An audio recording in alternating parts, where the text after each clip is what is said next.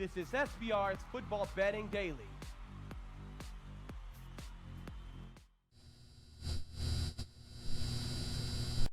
What up, football fans? It is Tuesday, November 13th at 4 p.m. Eastern Time, which means it is time for the Audible. My name is Jimmy the Bag, and I'm sitting alongside, as always, the legend, Donnie Rightside. Donnie, we keep rolling right along.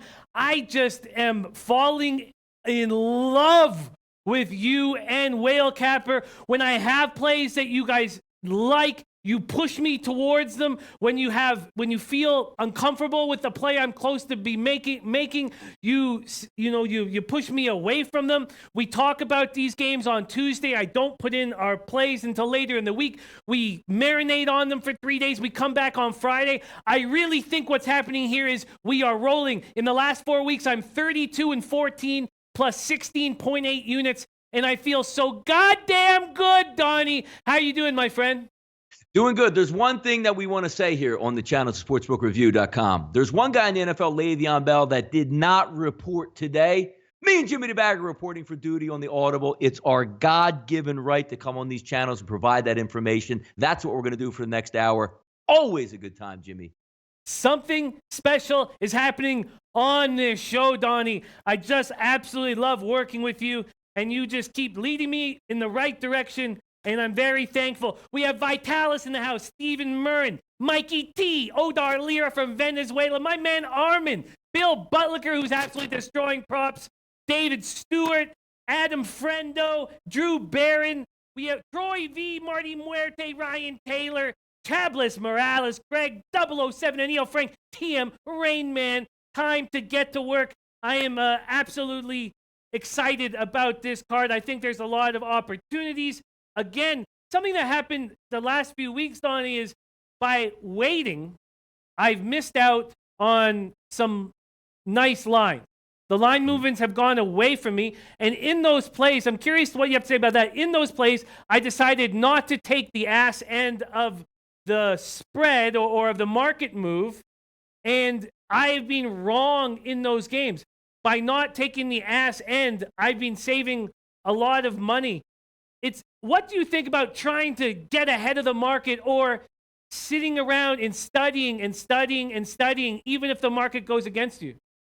Yeah, you know what, Jimmy? That's an interesting. We get asked that a lot, and there's some truth to that, because when you're looking at spreads, I always like to say, because you're going to get people comment and say, well, Donnie, if it's 2 and it's now 2.5 and moved to 3, what do you think? And a lot of the times in those side situations, I say, well, if it really comes down to 2 or 2.5, I probably didn't cap the game effectively, because you're not going to dial it in and say, you know what, I have these team winning exactly by 2 points, so you have to get 1.5. It usually doesn't come down. Sometimes I like to jump the gun if I know some outstanding conditions already. Like if we're looking for a total for the weekend where you're getting sunny skies, 65, and light winds, and you like the number at, let's just say, 48. You might go ahead and fire on that earlier. But a lot of the times, especially later in the year, mid-year in the NFL, Jimmy, there's so many things that play into it, because the last thing you want is to say, I really like this game on Tuesday. And then by Thursday, they go, hey, by the way, so-and-so is really banged up and he's not playing this weekend. There's no worse feeling to go into a football game knowing you already jumped it because you loved it, and some extracurricular stuff steps in, because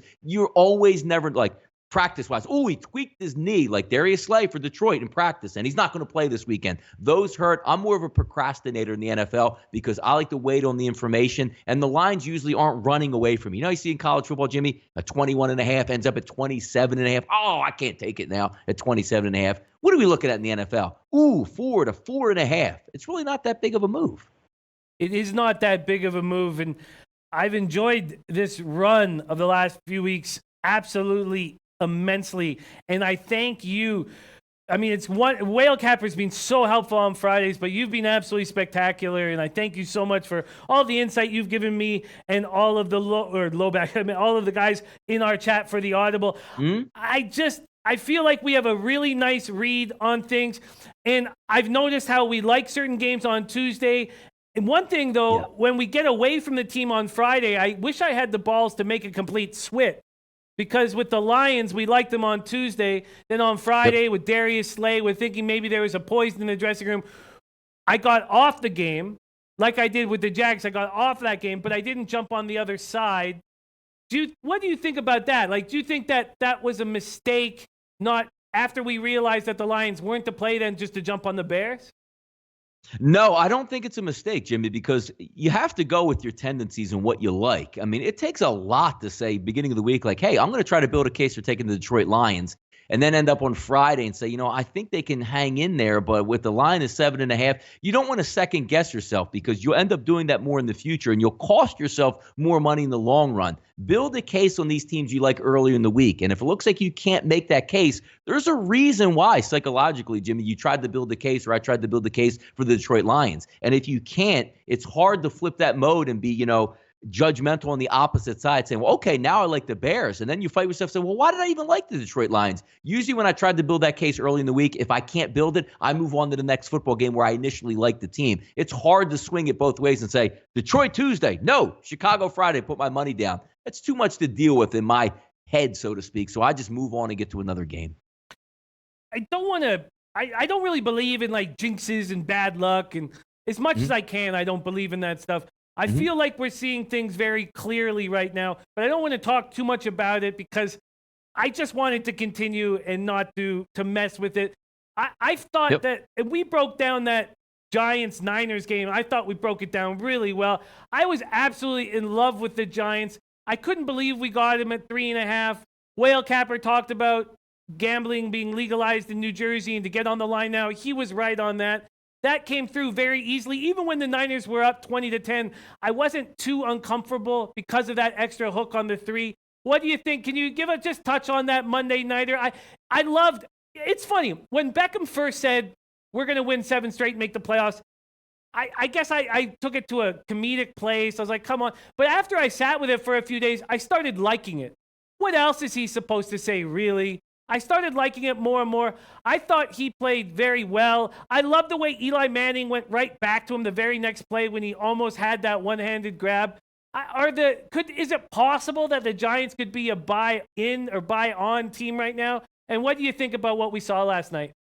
Yeah, it's going to be tough, Jimmy, because when they face a formidable opponent, because I think half the reason why we actually like the plays, we're saying, well, let me get this straight. I know Eli Manning isn't a very good quarterback right now, but there's still some capable weapons on a team that I don't know if they quit yet and they're coming off, some extended rest, being the Giants.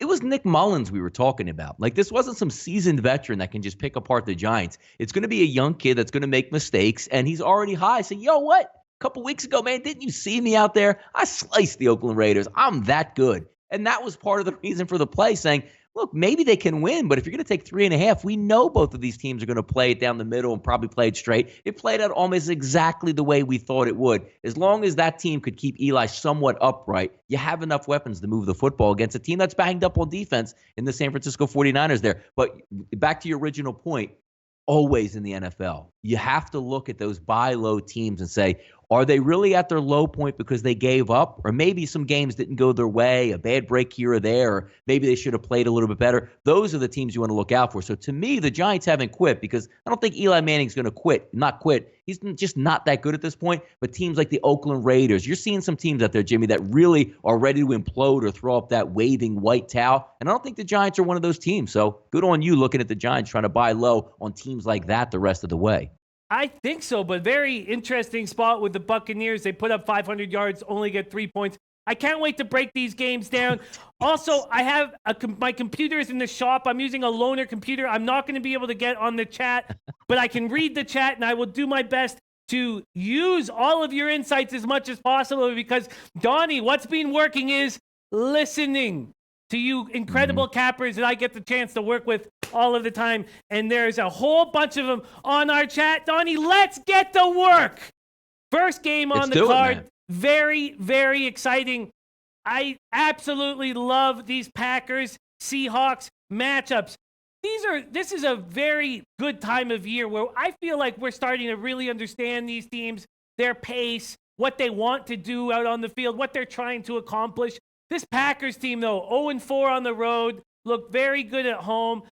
Taking them now, I actually lost. I went 2-1 in that Packers game because I had them first half full game, but I also had the under. The under was a play you helped me get to, and it cleared by 2 points. But a win is a win. These Seahawks just 1-2 at home. It opened Seahawks -2.5. There's one -3 on the board. We remember Whale Capper thinking that if they could get past last week, that this might be a team that you might want to make future bets on. It's hard to do that with a team that's 4-5. The total opened at 49.5. Still 49.5, a couple 49s. The Packers made it look easy against the Dolphins, 31-12. Rodgers, 19 for 28, 199 yards, 2 Ds. Ho-hum game, but Aaron Jones, 15 for 145, looked great. Blake Martinez got 9 tackles. The Pack got 6 sacks. Seahawks look good losing to the Rams, although their defense is questionable. Wilson looked great, 17 for 26, 176 yards, 3 TDs. He rushed 9 times for 92 yards. Rashad Penning looked like the guy we remember from San Diego State, 12 carries, 108 yards. Bobby Wagner was all over the field, 10 tackles, 3 assists. But Seattle got 2 sacks. I'm uncomfortable with Seahawks defense. We know how difficult it is to play at CenturyLink. Do you have an early vibe for this Packers-Seahawks game? Because we won't get to revisit again in our show on Friday. Yeah, looking early on, Jimmy, it's, and I'm going to use the same credo that I've used for the past couple of years, and it's treated me well, whether or not you play the game or not. There's no way, shape, or form that you should ever, and let me say this again, ever back a road team on a Thursday night in the NFL, unless they're getting like 36.5 points, which we all know is not going to happen. So I'm in the same boat here. I'm going to build it for Seattle. I think Seattle can do a lot of things that Green Bay doesn't want to stop. If you watch the game versus the Rams Sunday, or if you watched that game a couple weeks ago, you can have a team that can pass all over the Seattle, and really give them problems in the secondary. But their front seven is formidable, and the one thing that they have, being Seattle, is Russell Wilson and a running game. They specifically kept Carson out of the game on Sunday, so he's fresh and ready for Thursday night football. They are going to be able to run the ball at will on the Green Bay Packers in a tough environment and on a road slate where, look, you're traveling on a Wednesday going all the way up to Seattle. You're not going to get that extra preparation time. And what has shown you the Green Bay Packers on the road, as opposed to being at home, can play football and win against decent football teams in tough environments. Then you throw in Thursday. I think Russell Wilson's going to run around, make all the plays he needs, probably throw for 180 yards, but the Seattle Seahawks will probably run for close to 200 and keep this game down and dirty in the pits. So I'm actually looking a little bit more, and as hard as it says, at an under 49, just because I think Seattle's going to slow the tempo down of this football game, and the Green Bay Packers aren't a home run hitting offense versus the Seattle team in Seattle. I like the under in this game, and there's no way it would take the Packers, so I would be leaning Seattle and the under in this game. Interesting.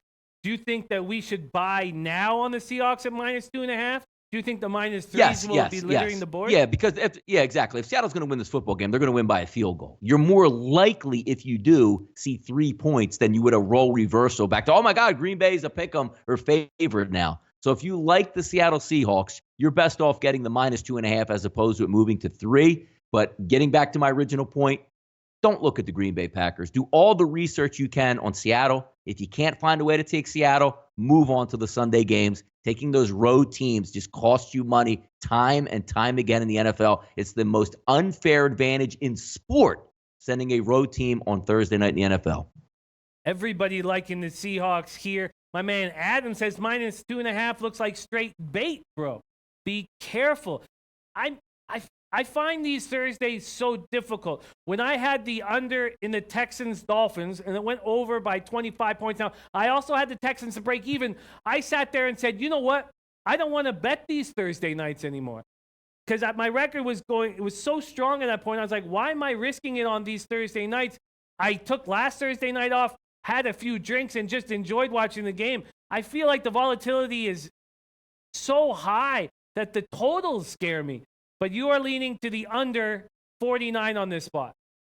Yeah, I just see maybe if you're in that environment, what are you going to look for the Green Bay Packers? Try to get the defense a little bit, off kilter where you hurry up to the line, but not necessarily run real fast. You just don't want the Seattle team to substitute and maybe wear down their front seven. But Aaron Rodgers and that offense is built for a lot of, screen passes. They're built for a lot of execution with slants running across the middle. And we all know if you watch Seattle, getting over the total, you need them to really ramp up their offense. But they're more likely to say, you know what, Jimmy? Instead of us going 2 first downs and a touchdown is what I like to say, We want to go 4 and 5 first downs before we get a touchdown. That's 4, 5, 6 minutes off the clock, and they don't have a breakaway offense. They're going to run the football and run it effectively, and I know Green Bay has just found the running game itself. They'll try to do that as well, but this isn't one of those games where you just step back and be like, boy, look at these play callers dropping dimes deep. That's just not the way they're going to play this football game. I just see a lot of clock running, a lot of first downs, which means a little bit less scoring because you're taking some time to move the football down the field.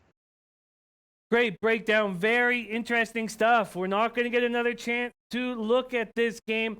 Do you have any concern with Carson not being available and Penny being the guy in Seattle?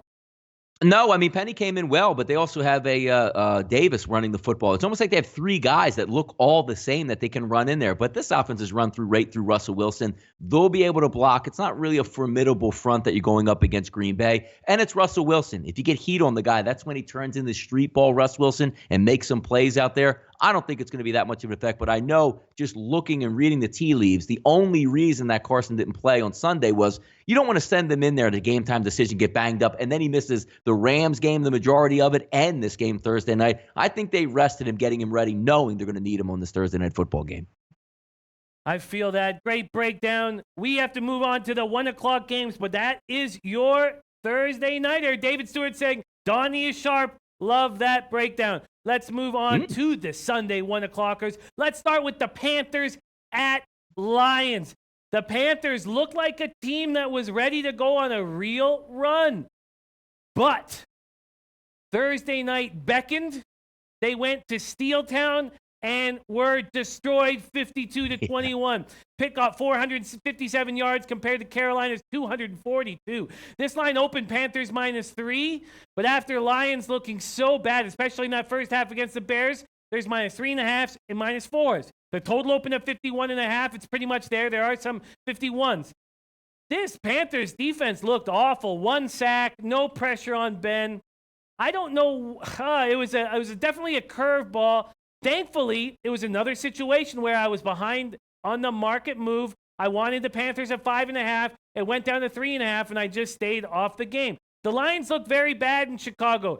Darius Slay out of the lineup was so evident. Trubisky puts up 348 yards. Have they thrown in the towel? Moving Tate over to Philadelphia was a sign, but picking up snacks was very confusing. Donnie, Panthers at Lions. You feel like you see something early in the week? Yeah, you know what? And again, Jimmy, when you talk about we're talking about buying low maybe on the Carolina Panthers, but just out of public perception, because as you said it, boy, last time I saw the Panthers, they got worked. But let's keep in mind, that was a road Thursday night football game which had a major disadvantage versus a really good Pittsburgh Steelers program going out of conference. So maybe you say, not so bad a thing if we go in here. We'll try and we'll see what happens. But losing to the Pittsburgh Steelers, no big deal. We'll go home. We'll get rested and ready. Now you're going to play the Detroit Lions. I want to keep in mind 2 things in this game because I think Carolina matches up really, really well against this Detroit team. If Marvin Jones misses this football game, now you're down Marvin Jones on the season and Golden Tate on the season against a team that's had extra time to get ready and prepared and also off a blowout. So I think the Detroit Lions, to me, have thrown in the towel somewhat on the season, even though they still have a rookie head coach. They're going to try to play, and he's going to set that tone like, we're not going to give up. I'm going to be here for 4 or 5 years, yada, yada, yada. But if you're looking at a team built the way Carolina Panthers are, they know they have to challenge for that division. They're going to have to get after it to try to even make a wild card in the NFC. This is a must-win game with extra ready, already embarrassed. And if you're going to tell me you're down another weapon on an offense that already looks troubled against a defense that has a really good front seven, that's going to create problems. You're not just going to hand off to Kerryon Johnson. You're not just going to hand off to LeGarrette Blount and beat those 3 linebackers in that front seven. That's not going to happen. So who are we throwing to the football to here, Jimmy? You're already down your weapons. It's going to be a struggle as is. Cam Newton's on the other side. He should evade that Detroit pass rush. They should move the football. They'll get back in rhythm. I would rather wait to see, because if you're going to tell me Slay is down and Marvin Jones is down in this game, this is the Carolina Panthers for me. That makes a lot of sense. A lot of our cappers in the chat liking the over. Brent Hunt says Panthers will get up early. Lions will get garbage points late. Push the game over. That Fire TV. Panthers over the total. This total is being bet down slightly to 51s. Lingo Wick here likes Panthers and the under. Do you have any feel on the total early in the week? I mean, it's going to be played in good conditions, obviously, since it's a dome. I think Carolina has ramped up their offense a little bit. There's something to be said about Matthew Stafford and, playing well in the second half when it's already a blowout. But are we going to get the blowout? What are we going to get from the Panthers side of the football? Are we going to put up 21 points at the break for Carolina? Or is this game one of those where Detroit comes in and goes, hey, look, we might be behind the 8 ball on offense. Let's try to maybe slow this football game down, keep Cam Newton in the pocket, and keep it under wraps, because we're not looking anymore at the Detroit Lions that are lining up with 3 formidable wideouts and a really healthy Kerryon Johnson. They're banged up. There's not many options. So now if Marvin Jones is out, all you have to do is roll your coverage to Kenny Golladay, and who the hell is even doing anything out there? So it's a tough one on the over-under early in the week for me to take a look at, just because I'm not getting the Detroit Lions, Jimmy, that I saw a couple weeks ago, or at least the personnel packages of a couple weeks ago. You're absolutely right. So maybe Anil Frank has nailed it with the Panthers team total over. Says they'll score 30 on Detroit. No, they should be good. Look, they've looked good on offense. They have a lot of weapons. They're fast. They're built. This team, actually, Carolina Panthers, say what you want. They play on grass at home. They're built for turf. Electric running back, a mobile quarterback, and like what I like to call is little water bugs at wide receiver, all interchangeable guys with speed. That's going to create a lot of problems for Detroit, especially if Slay is out. Underdog says Carolina will dominate. Domingo Hernandez, Panthers in the over. Let's move on to the Cowboys at Falcons. There you go. Falcons. Open. I just want to say Falcons. I'm going to say Falcons. Open Falcons -4.5. After that terrible showing, that very surprising showing in Cleveland, we now have -3s across the board. Total open 47.5, now 48. Falcons only 3-2 at home. Cowboys finally broke their cherry on the road. Cowboys pulled a complete 180. It was another situation, Donnie, where I missed that market move. I was behind on it. I wanted the Eagles early, and then I couldn't get them until I felt comfortable making decisions. It was too far away from me, and it was another situation where that worked out for me, and maybe that's just luck. I'm not entirely sure why that keeps happening. Maybe it's just luck, and that will balance itself out. Dak goes 26 for 36 for 270 yards, 1 TD, 0 interceptions. Zeke, 19 for 151 yards, 1 TD. Cooper caught 6 passes for 75 yards. Maybe that trade isn't the debacle or the horror. I couldn't believe they made that trade. How good does Van Der Esch look? My God. He was spectacular. 13 tackles, 1 pick. I'm in love with Van Der Esch, and I just love what Marinelli does with this defense. Year in and year out, he always gets the most out of them. And then we have the Falcons. A week after looking like a playoff squad off of a bye, a week after Dan Quinn looks like an absolute genius, a defensive guru who can get the most out of his players like Marinelli, they go into Cleveland and look terrible. Shout out to Dan Kelly, who said Cleveland was a live dog and took the Browns on the money line. Ryan played fine, maybe threw the ball too much, at 38 for 52, 330 yards, 2 TDs. They got outrushed 211-71. They fumbled 4 times, losing 2 of them. They couldn't tackle when they needed to. Cowboys at Falcons. What are you thinking here, Donnie? Yeah, I think the line's short. I just think the line's short. I don't know if it's an overreaction. Everybody saw the Dallas Cowboys. Oh, they beat the Philadelphia Eagles. But who are really the Philadelphia Eagles this year as is? I mean, they're my favorite team. Did I root for them? Did I think the Eagles would win on Sunday Night Football? Absolutely.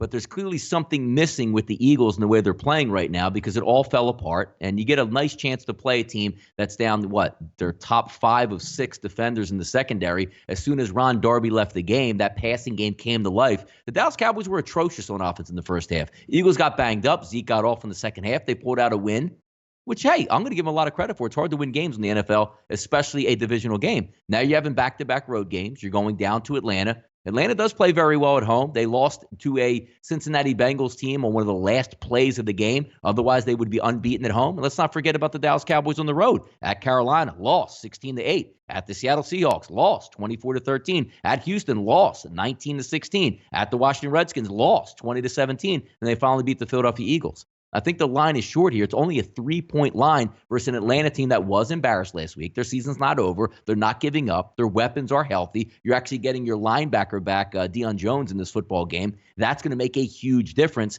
And I don't think Zeke's going to get 150 yards on the ground. I don't think Dak Prescott, they're not going to drop the pick-6 interception that the Philadelphia Eagles did, fake punts and all this and that. But again, I do give Dallas credit. I think this line is short because you're saying, ooh, Dallas finally got it together. They're ready to go. Hard to play back-to-back road games in the NFL. Atlanta is a really good dome team and a really good football team at home. I'm leaning Atlanta here early in the week to take care of business.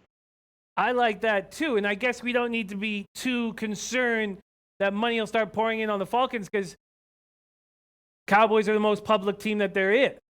Or should we be concerned that this line will go back in the Atlanta's favor? No, I like it. And the simple fact is I really enjoyed the fact that the Cleveland Browns wiped up the floor with the Atlanta Falcons. If you roll reversed and Atlanta went on the road, Jimmy, won by a field goal, and the Eagles didn't play so bad and beat the Dallas Cowboys. Are we looking at 6 in this game? 5.5, 4.5? Mm-hmm. But you saw what happened last week. Ooh, Dallas got it. It's week to week in the NFL. We know Atlanta is built for that dome. We know that offense is going to be able to give that secondary how good it is for the Dallas Cowboys' problems. That didn't happen last week. And the same thing with the dome team going outdoors. They played great at Washington. Oh, my God, they're going to blow out the Cleveland Browns on the road. But keep in mind, it's a road team, a dome team going outdoors. Me and you, Jimmy, talk every week, say they're built for the dome. So why not take the Atlanta Falcons in the dome? Do we have to cover 7 or 14 points? Looks like I just have to win this football game to get a win. Give me the Falcons. I agree. Greg 007 saying great first round pick for Dallas. Van Der Esch going to be a stud. When he came into when he was coming into the draft, it was his neck. I was like, oh, great. Cowboys are going to get another banged up guy who's going to be going through injuries his whole career. But that neck is held up. Tom Marino says Dallas ran all over an Eagles run defense that was top 5. There's no reason they shouldn't be able to run on Atlanta's bad run defense. What do you think about that, Donnie? Yeah, you don't run the football in the NFL and win football games for the majority of the time. That's why we're looking at, we talk about Seattle can win football games because they can ground and pound. But what's their overall record? Look at the Dallas Cowboys on the season. They want to use Zeke Elliott. What's their overall record? You win by able to get off on other teams' secondaries. If I'm entering this game, do I want Dak Prescott on the road? Do I want their Dallas, Amari Cooper just trying to break in where how many times did you see Dak just overthrow Amari Cooper on wide open routes? We want Matt Ryan at home where he's going to throw punts up to Julio Jones, a healthy Mohamed Sanu, Ridley. That's the team that I want. That's how you win in the football game. So if Dallas's MO is going to come in, let's run the ball. They're going to get beat in this football game. Dak Prescott is going to have to make plays to beat Atlanta in Atlanta. Can he do that? I don't think so. And I think Atlanta's a pretty formidable home opponent. I like them. I agree. Great breakdown. Scotty Rock joining us. David Stewart say, I agree, Donnie, but Falcons look so bad versus the Browns. And that was a little after David Stewart said, oh boy, here it comes. Is Donnie changing my mind now? Damn. Dwayne Reed saying Donnie is on fire. Let's keep rolling. Bengals at Ravens off the board. I don't want to spend too much time. Yeah. Clearly, it's an issue with Flacco, whether he's going to play. Ravens coming off a bye. Harbaugh, I've always liked this Harbaugh, and I believe that he will have them ready for a playoff push, and this will be a must-win situation. The Bengals hit a low, 51-14. God, they looked awful. Saints out-yarded them. A tired Saints team out-yarded them 509-284. I couldn't tell if that was Conan O'Brien or Andy Dalton at QB. He went 12 for 20 for 153 yards, 1 TD, 2 picks. Their receivers could do nothing without A.J. Green. They got no pressure, 0 sacks. We don't want to spend too much time on this because it's off the board, but is there anything you're looking into early in the week in this Bengals-Ravens spot?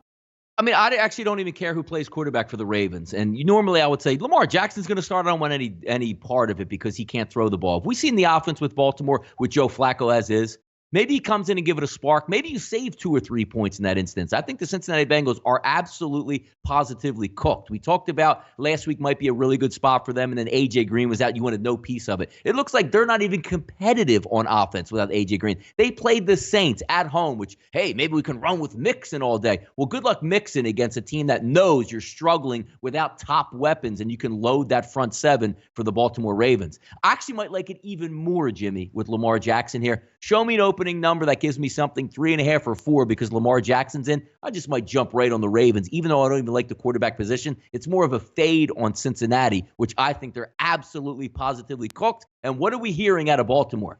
Maybe Joe Flacco's done. Hey, Harbaugh, looks like you might be out of here at the end of the year. When you get teams up in that spot who still think they have the ability to A, win the division or make the playoffs, I think they're going to come fighting, and you might get that spark from Lamar Jackson at quarterback. Cincinnati stinks. Now they're going on the road.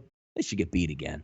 I agree. I like that breakdown. Adam Frendo saying Bengals are who we thought they were. That's perfectly put. Corey Mack saying I may break down my barrier, get a Twitter account for sports betting reasons. Please do, Corey Mack. We do our best work there. I work with Brant Hunt all of the time on Twitter. Let's keep rolling. Titans at Colts. Titans 2-3 on the road. Colts 2-2 at home. Open Colts -3. Now you can get anywhere. The market doesn't know what to do with this game. Anywhere from -2.5, -2, -1.5. The totals open at 48 and stayed. And the Titans look like a playoff team in their dismantling of the Patriots. The only thing that upset me was I didn't hit the over. That was the bet I liked the most. I can't believe Titans put up 34 points and I don't hit the over. But I had Titans +6.5. Again, the no balls play, not taking them on the money line too, but I'll take the win when I can get it. Donnie, you said 2 weeks ago that there was a corner had been turned in London from this Titans team, and my God, I've been repeating it over and over and over again. They got 150 yards on the ground and held the Patriots to 40. 40, Donnie. This is a team in the Titans that I believed in from the beginning. I have future bets on them on the season win total. That's it. But I believed in this team. Brady didn't throw a TD on them. Now we get to the Colts. Shut out in the second half, but hung on for a 29-26 win over the Jags. They didn't look great doing it, but got the job done. Luck continues to impress. 21 for 29, 285 yards, 3 TDs, 1 pick. The Jags, though, shut down this Colts running game. Mack went 12 for 29. If Jordan Wilkins didn't break that 1 for 53 yards, their rushing numbers would have looked awful. Eric Ebron continues to look incredible. Donnie, Titans at Colts. Do you have any early angles?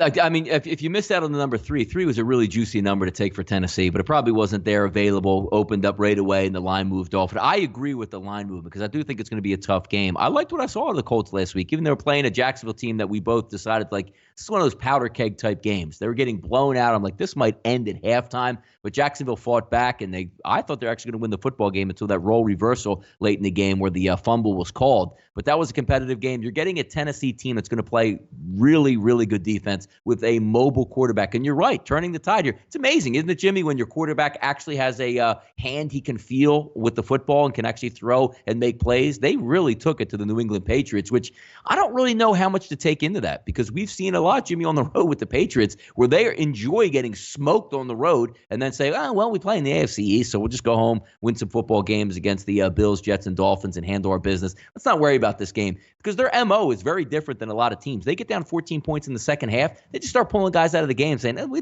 we're an older football team. We'll live to fight another day. We'll beat up on the AFC East. This is a really good game. I like what I see out of the Indianapolis Colts, but we talked about it again last week on who are we playing out here, right? Because they did lose to the New England Patriots. On the road was a tough spot. You beat the Jets, horrific. You beat the Bills, horrific. You beat the Oakland Raiders, horrific. You almost got beat by Jacksonville, who we say is 1 inch away from just ending their season and fighting each other. So what are you going to get now against a galvanized Tennessee Titans team that's going to come in and play effective football and offense and play really good defense? It's a tough one right now. I always like to lean towards the home team in these short game scenarios, 1.5, 2 points. But I actually think Tennessee overall is the better team. And it'll take probably the end of the week for me to decide. But I can make a case right now for both teams. Oh, would I like to have that 3, though, Jimmy?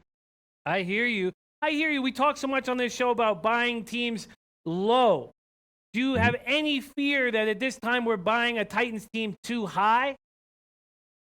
No, because they're in the same boat. You know what you actually like about this, Jimmy? You have the front runners, I guess, will be the Houston Texans here. This is a division game. You're not going to get one of those like, you know what? We can afford to lose this. Both of these teams are going to line up and play some smash mouth football saying the winner probably goes home, or excuse me, the loser probably goes home. And I like that environment as opposed to saying, we're feeling ourselves. Like if Tennessee went in and played like Cleveland this weekend or Buffalo or the Jets, you might say, hey, they're laying 4 points on the road. They think they can win and you might get caught up. There's no reason. The minute that game ended for New England, they felt good, but they know the task at hand. That's a road division game that they have to win, and they don't have to cover a lot of points. They're getting points in this game. Win it by a field goal, move on. I like the scenario that the Titans are in. What do you think about this this total that's opened at 48 and seen no movement? You know what? I mean, when you think about the Tennessee Titans, what do you usually think about? Defense, not throwing the ball deep, but styles make fights here. When we're taking a look overall at Indianapolis on their end, Jimmy, we get this, right? Remove Buffalo games from anybody's MO or who they played. New England, 38-24. The Jets, 42-34. Oakland, 42-28. Jacksonville, supposedly one of the toughest, hard-hitting defenses out there. That game goes 29-26. They just play to overs. And I think Andrew Luck at home is going to have a decent football game where whoever he plays, they usually tend to go over. So I'm going to lean on that same thing. 48 points is not a lot. Can you see this football game with both of these teams, Jimmy, playing into the 20s? I can, and that might be enough to get that total. I agree. Great breakdown. Both Brant Hunt and Adam Frendo saying the same thing, talking about Mariota being healthy. Eric Nisbet leaning on the over 48. Noli Noso says, I like the under here. Number is inflated. This is going to be an exciting one. I'm really glad to see Mariota step up and the Titans turn this around. I'm also very glad to see the Colts have a good season and see Luck come back healthy and throwing the ball all over the place. Great to see these two quarterbacks we've watched for so long step up and have good seasons. Let's keep rolling. Texans at Redskins. Texans coming off of a bye. Can O'Brien do anything with a bye? Open the Texans -3, now -2.5. They're just 3-2 on the road, 6-3 overall. The Redskins, is that a 6-3 that you guys believe in? Just 3-2 at home. The total opened at 43, now 42.5. Will the Texans begin their roll to a division title, or will the winner of the Titans-Colts game have more to say about that? The Redskins, very strange situation against the Bucs, were out-yarded 501 to 286 and somehow won 16-3. I don't remember ever seeing a team put up 500-plus yards and score 3 points. Smith went 19 for 27, 178 yards, 1 TD. He seems to only, we call him the check down king. It just, I guess we can say he doesn't make mistakes. Is that the only good thing we can say about Alex Smith now? Peterson bounced back somewhat, I guess, 19 carries for 68 yards. I tell you who looked incredible was Norman. Looked great in that secondary, really giving Evans a tough time. And the whole Redskins secondary, I thought, looked very good in that spot. What do you think about this Texans-Redskins spot, Donnie? I'm trying not to outsmart myself in this situation because you say, look, the Redskins are 6-3. They're at home. A dome team's coming outdoors, and you try to get yourself caught up in that and try to find a way to take the Washington Redskins. But it's hard for me to take smoke and mirrors football teams. And what I mean by that is it catches up to you in the NFL. 23 points, 20, 14. You got to be kidding me. If you were able to take these stats away from the game last week with a dumb Fitzpatrick interception to start that football game, I truly believe if Tampa scores as opposed to gets intercepted on that first drive, Tampa Bay might win that game in an absolute rout. Every time Tampa Bay was trying to do something, whether it be a running back inside the 10, fumbling from behind and going out of the back of the end zone, from a field goal kicker that can't make extra point type field goals to throwing dumb red zone interceptions, there's something to be said about Washington winning those football games. But it's styles make fights. I know Gerald McCoy's good and JPP is good, but now you're getting that elevated talent level to try to push a mismatch. It's the same way we talk about Tampa Bay Buccaneers defenses. When you see the Redskins go down there, they can't exploit it because they don't want to exploit it. But now you're looking at the front line for the Redskins, banged up, pulling guys off the street, are going to get a rested and ready Jadeveon Clowney and J.J. Watt. There's no reason to believe that they can't exploit that massive mismatch here and get after that front. And is Adrian Peterson going to have a big day if nobody blocks for him? No. Who's going to shake loose in the secondary to try to exploit the Houston secondary for Washington? Nobody. You could give Randy Moss in his prime to Alex Smith, and he's going to check down to the running back out of the backfield for 6 yards or run for 4 yards up the middle and slide. It's hard to win on the road. I understand that. And my last point on this game, Jimmy, is I know there's mismatches that Washington can get beat on in this game. And I don't want to get cute and say, let me just take the home dog or the home team in this situation and I'll live with it. A smoke and mirrors football team is going to get knocked down sooner or later. And I think the Houston Texans can do that to them. Yeah, I agree. And I know how appealing home dogs are, especially when you see a 6-3 record beside them. Corey Mack says Texans will survive this messy division when it's all said and done. Watson is a winner, beating Bama. China his rookie year. What's next? The damn division title this year. Book it. Tolmore says teams coming off the bye have been bad, and Houston has no running game. Washington isn't a good team, but they should be able to keep this game close. Drew Barron says 2 6-3 fraud teams, especially the Texans with the loss of Fuller. When you're looking at these 2 6-3 fraud teams, you believe that the Redskins are the bigger fraud, Donnie? The Redskins they're the biggest fraud in the NFL based on the statistics. They're 6-3, and they could very easily be 2-7 with a couple bounces of a football. In today's NFL, this isn't like 1956 where you play good defense, run the ball, and have a quarterback that dinks and dunks, and there's something to be said about taking care of the football. In today's NFL, when you play a team that can exploit some of your mismatches there, it's going to catch up with you. The Atlanta Falcons went in and just rolled them up because they can score. Tampa Bay, 400 yards passing and come up with 3 points is an anomaly. And if you watched Alex Smith, he didn't do anything in that football game. That was just pure luck that you're going to roll out of Tampa Bay with a 16-3 win. They do play good defense, but smoke and mirrors on offense is going to catch up to you, especially when you can't protect the passer. Houston better be able to win this football game. They've been playing good as late. Now they're going to healthy, rested, and ready. They should win this game versus the Washington Redskins because the NFC East isn't very good, and neither are the Washington Redskins. I agree.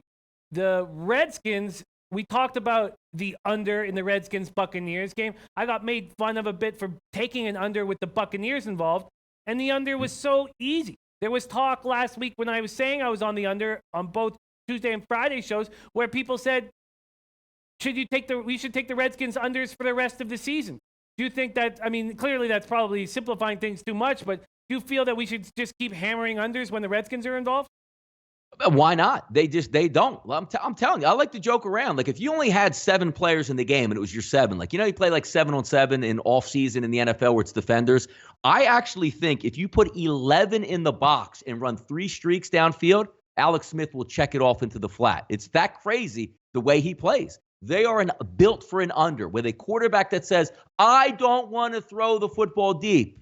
It's always going to be an under for me. I agree. And do you feel that the Texans offense is anything? The Redskins defense looks good. I thought their secondary, I guess it was a bend but don't break. Maybe, they still allowed so many yards. No, they're good. I like it. Once they get Dunbar back as well, they're a formidable defense. I really like Washington's defense. It's just the offense I have a problem with. This game, the way it sets up, because how many times you see with the Houston Texans, right? Make that dumb decision. They're driving the football down the field and they run like a reverse because Bill O'Brien thinks they need to get aggressive and they lose 10 yards. Or Deshaun Watson, a first and goal from the 9, throws an interception or gets caught from the back end and fumbles it. Both of these teams have really good pass rushes. Even though it's 42.5 and I won't take the under, I still think it has a really good chance to stay under. I agree. Not everybody, though, agreeing on the Texans here. Adam Frendo says, been waiting for the Texans to fall flat on their face. Public bloodbath coming from the Houston backers. Give me the Redskins, baby.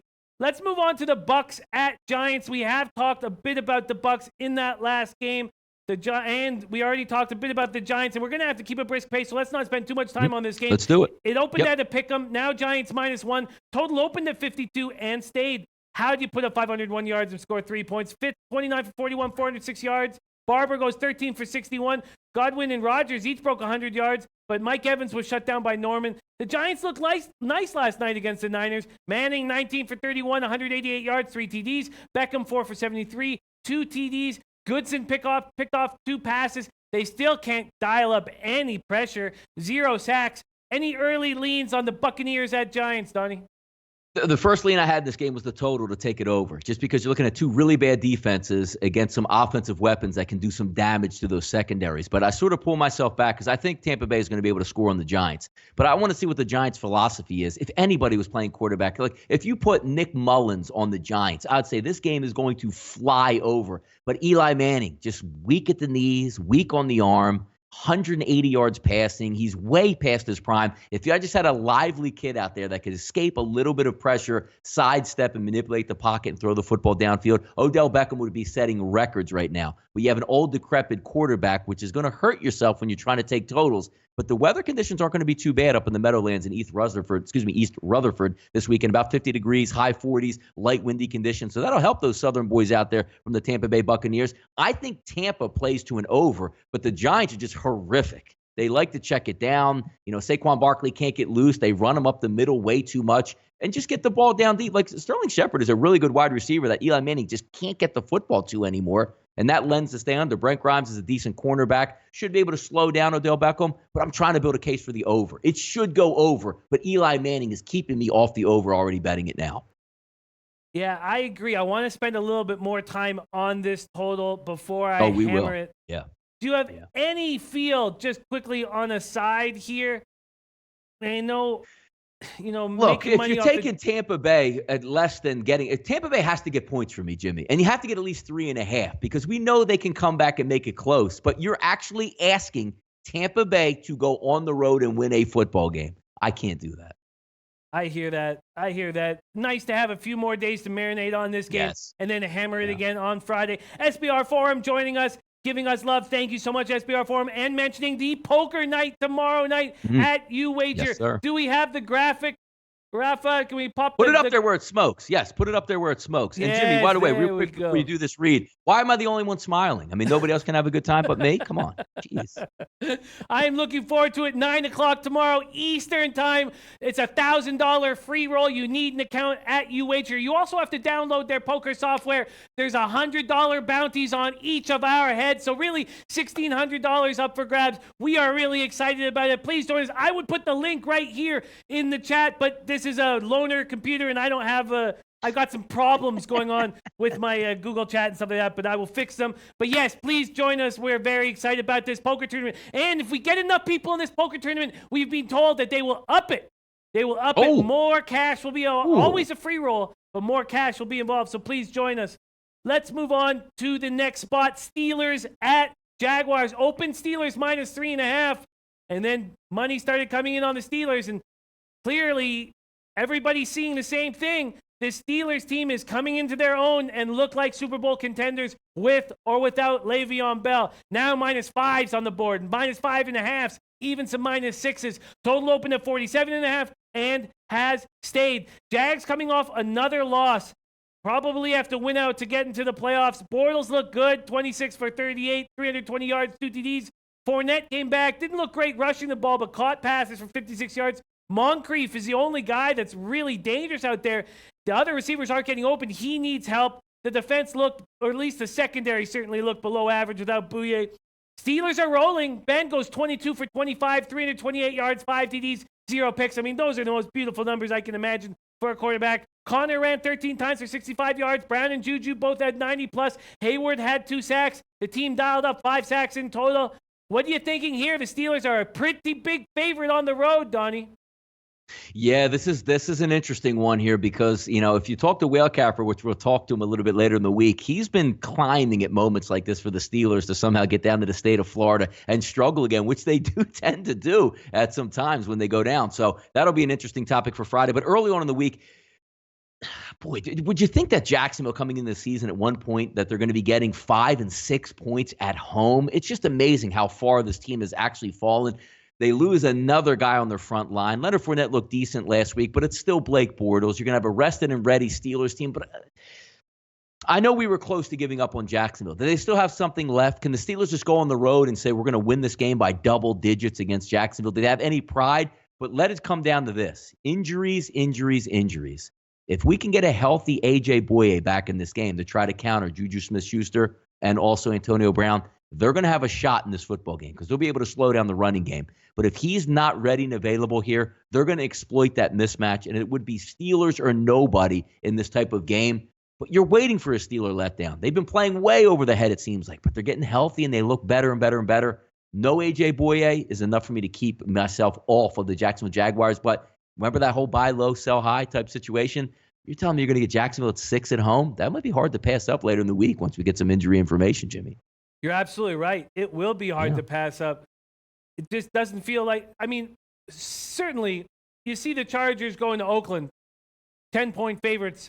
I want to hammer the Chargers, and I had them first half and full game. Mm-hmm. But that's Oakland. This is Jacksonville, and I know they're 3-6 and 2-3 at home, but they do have still some key players that can do the job. I know the Steelers are rolling, but I certainly don't think that -5.5 or -6 is very appealing at this point. Troy V says, call me crazy. Jags money line. Adam Friendo Cumbo says, I can't wait for this game. I truly believe Jags win this game outright. Plus the points is money, but Jacksonville wins.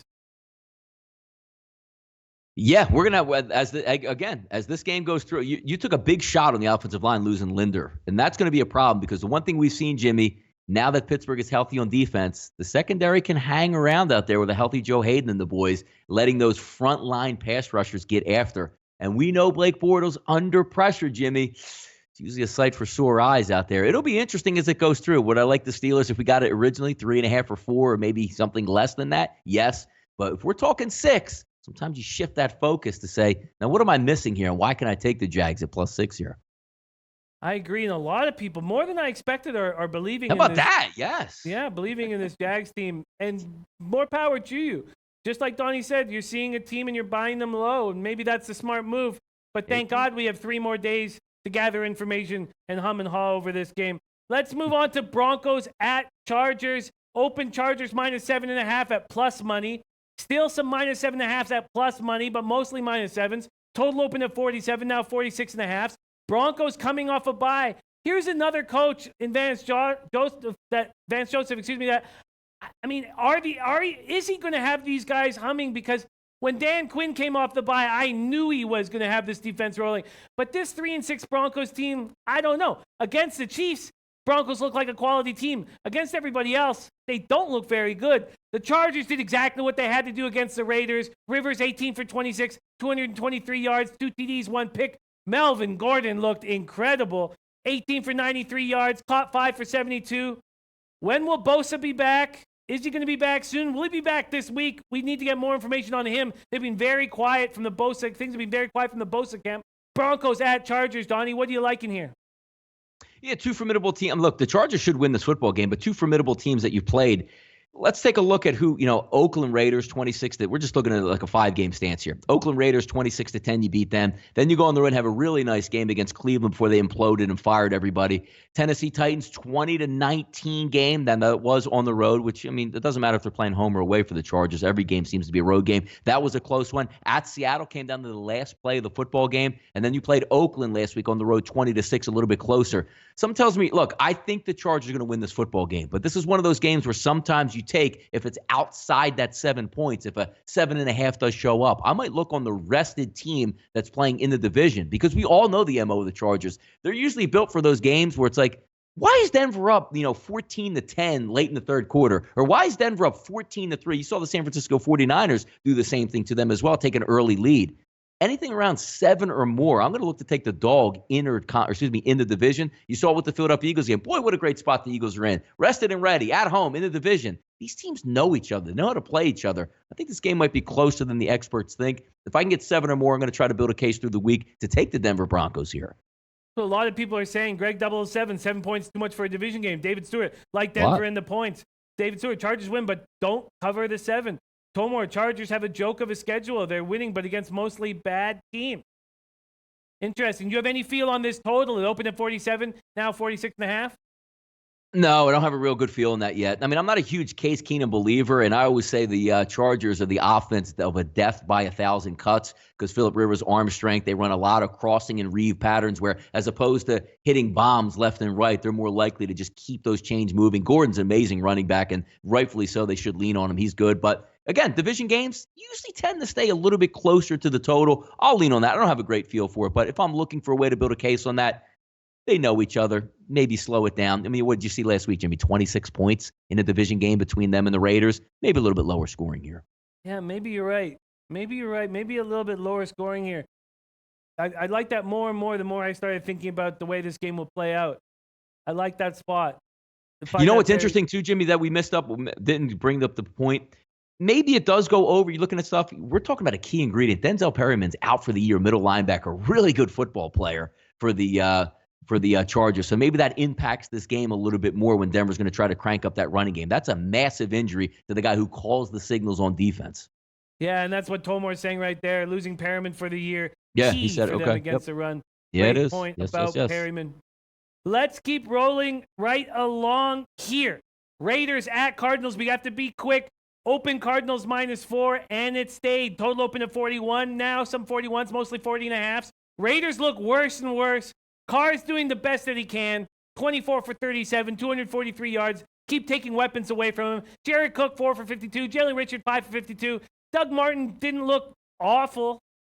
Cards looked strong. I was impressed in that 26-14 loss to the Chiefs. Chiefs only put up 70 more yards than them. They held that vaunted Chiefs passing game to just 212 yards. Rosen continues to struggle, but David Johnson finally had a game, 21 for 98 and 1 TD. Raiders at Cardinals. Are the Raiders such a dumpster fire that the Cardinals at 2-7 and 1-4 at home should be 4-point favorites, Donnie? You know what's interesting? Like, the lines are there for a reason. And I hate the Arizona Cardinals just as much as the guy, across from me would try to break down and say, what are you kidding me? They're favored by 4. They're barely enough to do anything. But look at some of the changes they've made and like some of the accountability that they've had. Because you saw a point where the Arizona Cardinals were saying with Patrick Peterson, look, this team stinks. I want out of here. Like, I don't want to be here. And then he changes his tune. They get talking to. They move on from their offensive coordinator. And they start to put it together because they play the San Francisco 49ers. And forget about the score that they won 18-15, Jimmy. Look at the defense. 107 on the ground, 160 in the air. Then you go in and play the high-flying Kansas City Chiefs with a 17-point number. And again, I'm going to forget about looking at the offense, which isn't very good. But the defense, 118 yards on the ground, 212 in the air. If you can do that versus the Oakland Raiders, the Raiders tend to just say, you know what? We're giving up in this football game. I think the Raiders have given up. And what do you hear about John Gruden? We're going to build a foundation here for champions later. They gave up on the season already. It doesn't seem to me that the Arizona Cardinals have given up. Maybe a little bit of life rejuvenation. It's going to be hard to take the Cardinals laying over 3 points because you need them to win by a touchdown. But that's sneaky. I'm going to build a case through the week to try to take these Arizona Cardinals at home, Jimmy. That makes sense to me. That absolutely makes sense to me. Adam Frendo saying, just lose, baby. Oakland tanking so hard. David Johnson about to go nuts on the Faders. That's just simplifying things, but that's what it looks like. And there's nothing wrong with simplifying action. And I did that last week with the Chargers first half and full game. There's nothing wrong with finding a team that's not trying anymore and just putting your foot down on their throat. And that's what the Cardinals can do here. The Cardinals actually maybe have a little hope after that Chiefs game. What do you think, Don? You think that it gives them a little spark moving forward? No, it doesn't hurt because they're expecting a blowout, and that game was much, much closer throughout the football game than you would just look at the final score. But also taking a look, how do you get you bet on a rookie quarterback, which I don't like to do too much. There's a couple things you need from the one side. You need a defense with a really good defensive coordinator that knows how to get pressure on a young kid and give him looks that he can't see. Oakland does neither of that. If you had Khalil Mack on this football team, that's a different story. From me slipping in my mind, the guy they cut that just went to the Atlanta Falcons, Bruce Irvin, I'm sorry. If he is on that team, you have a formidable pass rush. If you don't have a formidable pass rush and you're going to go up against a rookie quarterback, he's going to have time to make those decisions, which maybe he can't make under duress. I don't know, man. This is one of those games where I look at it and say, I need to take the Cardinals this week, Jimmy. So I'm going to build a case to try to take them as we go along. I agree. I know we have to be quick, but what is your expectation of us here on Friday? You still think it'll be Cardinals -4, or do you think 4.5s and 5s will be on the board? I'm telling you, if 5 goes on the board, I might race even harder to get out there because that means there's really good money coming in on the Cardinals, and you're saying, like, damn, they're going to have to win by 7 here. If your fade's back to 3, you say, you know what? You might still like it. It's going to be Arizona or nothing for me. I don't think that line's going to make up the difference. I just want to read some tea leaves. Maybe get Mike Opati back at guard for Arizona, solidify that and say, you know what? Let's build on what we did last week. That's the way I'm looking at it because the Raiders on the road, the Raiders at home, the Raiders anywhere on the planet, even in UK, they've given up. And I want to try to work that against them. I agree. Corey Mack saying Gruden looking for the glories. He breaks it down to try and build it up. This year is an ugly one for Raiders Nation. I agree. Let's move on to the Eagles at Saints. Donnie, I see this line open at -7.5. I see it jump to -9, and I think I'm going to jump on the Eagles right now. Now, I'm not going to. I'm going to take time, bang this out with everybody, but I just see this as a huge disrespect. 9 points. I know the Saints are playing great football, but 9 points against the Super Bowl champions? Eagles are coming off a very bad loss at home, but this is still a good team with some nice pieces. You talked about the injuries in their secondary, and I look forward to hearing you talk about that more. But look at the weapons on offense. Ernst, Aguilar, Jeffrey, Matthews, Tate. I mean, they couldn't get a rushing game going, just 71 yards on the ground, but I just feel like this is disrespectful. Yes, the Saints looked incredible against Cincy. Will they roll all the way to the Super Bowl? I love your Eagles breakdowns, Donnie. What do you think about me seeing this 9 thinking, God damn, I want it? And I think you're right because sometimes you have to have a change of heart. I was joking last week saying, they're going to beat the Dallas Cowboys this weekend, and then they're just going to get mopped up when they go down to New Orleans because the focus for the Philadelphia Eagles before the Dallas Cowboys game is, look, we know we're going to New Orleans. It's probably going to be a loss. We're going to the Rams. It's going to be a loss. We just need to take care of our division because it's not very good. So at least if we beat them, we're supposed to lose to the Saints, right? We're supposed to lose to the Rams the way we're playing this year, and then we'll figure it out in the division. But I think roles flip and scripts change when you get beat by the Dallas Cowboys at home, and now everybody goes, hey, they're done. Same thing I'm telling them. Eagles, you're done. Doesn't matter. Why even go down to New Orleans? It's an absolute wrap, which is what they were telling the Dallas Cowboys before they were coming in to play the Philadelphia Eagles. Fire your head coach, move on. This is ridiculous. Troy Aikman, any national pundit out there was saying you're about to be served up into the Lions den on Sunday Night Football after you played on Monday night against a rested and ready Philadelphia Eagles team. 9 points is a lot. Let's not forget every single game this year, Jimmy, that the Eagles have played, they have been favored. Now they're going to be getting 9 on the opposite side with no tomorrow. Buy low, sell high type teams. They don't even match up well against the New Orleans Saints. New Orleans should do whatever they want, but also vice versa. Carson Wentz, as long as Lane Johnson comes back, they're going to move the football against the Saints. 9 is a ton of points. Carson Wentz isn't going to roll it up down 21 in the fourth quarter and say, I don't feel like playing football anymore. They're still going to air it out. 9 points is a lot of points in the National Football League, and I like the fact that the Eagles lost because now they're not supposed to win this football game as opposed to beating the Cowboys, and the role reversal is, all right, house money game here. Let's just go home and take care of our division. Now the Eagles are in that press mode, and that's a lot of points, 9 in the NFL, Jimmy. It's a ton of points. Now, do you feel like the Eagles, now we've got to hurry, and we're going to just quickly touch this, a couple sentences on the last games, but do you feel like with the injuries to the Eagles secondary that the Saints will just carve them up and with no problem? Can you just kind of walk us through how the Eagles are going to handle this depleted secondary? Yeah, you're going to have to get out through with the front seven. The front seven is going to have to be a lot better than what it was last week. Now, the one saving grace is maybe to get Sidney Jones back, the first-round pick from last year, to try to solidify that secondary. But we've all been here before.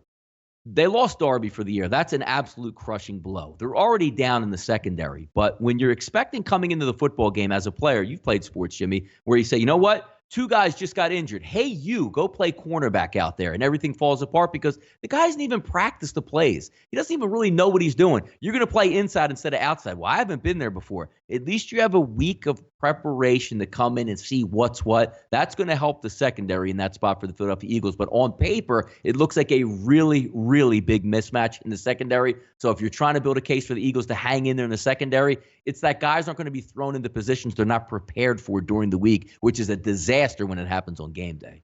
I feel you, Donnie. We've got to wrap up. Let's do it. Anything with this Vikings at Bears, open Bears -3, now mostly -2.5. Vikings coming off a bye.